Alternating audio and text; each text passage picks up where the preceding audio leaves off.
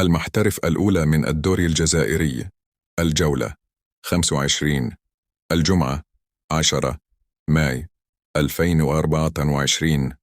مباراة اتحاد العاصمة ومولودية البيض، الساعة 5 بتوقيت الجزائر، على القناة الثانية كنال الجيري. المباراة وفاق سطيف واتحاد السوفية على الساعة 6، غير متلفزة، يوم السبت 11 ماي 2024. مباراة شبيبة القبائل وشباب قسنطينة على الساعة 5 على قناة 6. مباراة اتحاد خنشلة ومولودية الجزائر على الساعة 5 على قناة 4.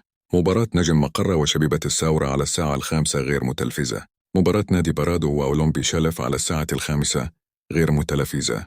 مباراة شباب بلوزداد نجم بن عكنون على الساعة 5 غير متلفزة.